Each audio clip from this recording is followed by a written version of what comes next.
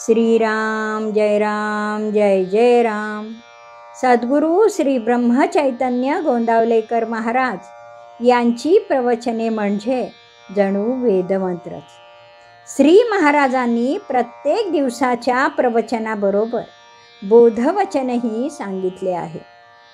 या बोधवचनांचा विस्तार एक तत्वनाम या पुस्तकात लीलया स्पष्ट केला आहे।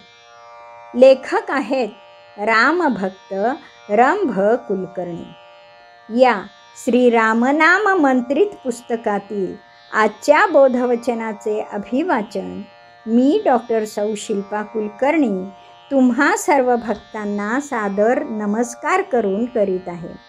आज दिनांक 30 जुलै। आजचे बोधवचन, जेथे नाम तेथे राम, हा ठेवावा विश्वास, कृपा करील रघुनाथ खास। श्रीराम। निरुपाधिक ब्रह्माला नाम चिकटलेले, ते ब्रह्मा इतकेच निरुपाधिक आहे। नामाला वरपांगी भासणारी एक उपाधी आहे। नाम वैखरी वाणीने उच्चारता येते आणि कानांनी ऐकता येते, पण नामसाधकाचे नाम वैखरी, मध्यमा आणि पश्यंतीतूनच परावाणीपर्यंत जाते, तेव्हा वैखरीची उपाधीही जाते आणि परावाणीचे नाम ब्रह्मा इतकेच निरुपाधिक असते। निरुपाधिक ब्रह्म सर्वव्यापी आणि अविनाशी आहे। ब्रह्मातून निर्माण झालेले नाद ब्रह्म हे नामच आहे आणि ते ब्रह्मांडाला व्यापूनच आहे। ब्रह्म हे ब्रह्मांडाचे मूळ आहे आणि ब्रह्मांडाचा लय ही ब्रह्मातच होतो।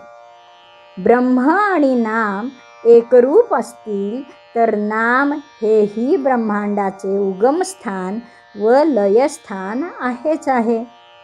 नामाचे स्थान हे तिन्ही देवांच्या पलीकडे आहे। 3 देवांचा विचार नामाच्या अलीकडचा आहे।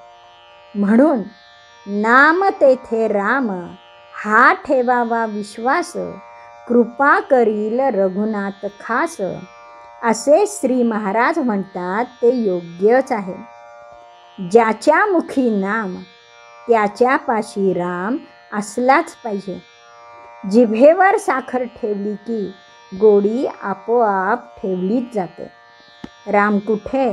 दूर सहस्रावधी प्रकाश वर्षाच्या पलीकडे आहे आणि माझे नाम त्याला ऐकू जाईल की नाही, आणि ऐकू गेले तरी त्याला यायला किती काळ लागेल, अशी शंका घेण्याचे कारण नाही। कारण ब्रह्म म्हणजे राम सर्वव्यापी आहे, अगदी आपल्या अंतर्यामीही आहे। ब्रह्मांड आणि पिंड राम आणि नामाशिवाय असूच शकणार नाही। म्हणून नामाचा घोष जिथे सुरू आहे तिथे राम नामसाधकांसह तिष्ठत असतो। घोषच कशाला, नुसत्या मूक नामस्मरणानेही राम हृदयात जाणवतो।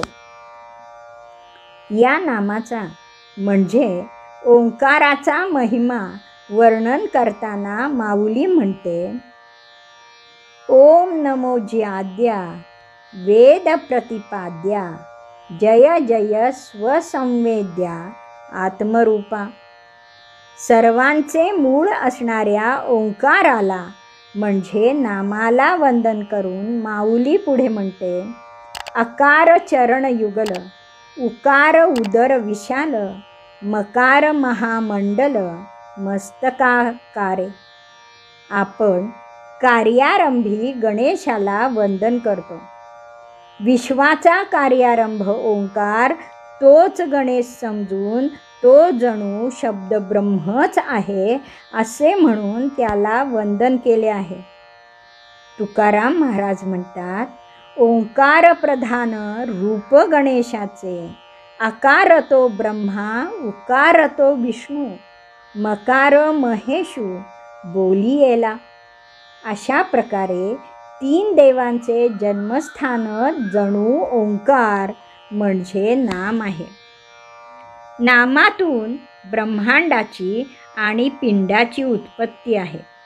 नामच आपले माता पिता आहेत. नामाच्या मार्गानेच आपण आलो. पुन्हा मुळाकडे म्हणजे माहेरी जाण्यासाठी नाम मार्गच आहे. सत्यसंकल्पाने आपली उत्पत्ती आहे. त्यासाठी आपण यज्ञ, तप, ज्ञानयोग, कर्मयोग यापैकी कोणतेही साधन आपण केले नाही. ज्या मार्गाने आलो त्या मार्गानेच न विसरता गेलो की आपण नामाशी एकरूप होऊ. नामाला चिकटलो की आत्मसाक्षात्कार होईल. बिंदू सागराला मिळाला की त्याला सागर हे नाव आपोआप मिळते. त्याप्रमाणे ओंकार रूप झालो की ब्रह्म हे अभिधान जीवाला मिळेल. तीच मुक्ती होय. म्हणून नामातून आपण द्वैतात आलो तसे नामातूनच आपण अद्वैतात जाऊ. अन्य साधनांची काही आवश्यकता नाही. मुंबईहून ज्या मार्गाने पुण्याला आलो त्याच मार्गाने परत मुंबईला जाता येते. इतर सातारा, नाशिक, नगर हे मार्ग कशाला हवेत? म्हणून जेथे नाम तेथे राम हा ठेवावा विश्वास. कृपा करील रघुनाथ खास. रघुनाथाची कृपा म्हणजे मुक्ती मिळेल. आत्मसाक्षात्कार होईल. जन्ममृत्यूच्या चक्रातून सुटका होईल. श्रीराम समर्थ. जानकी जीवन स्मरण. जय जय राम.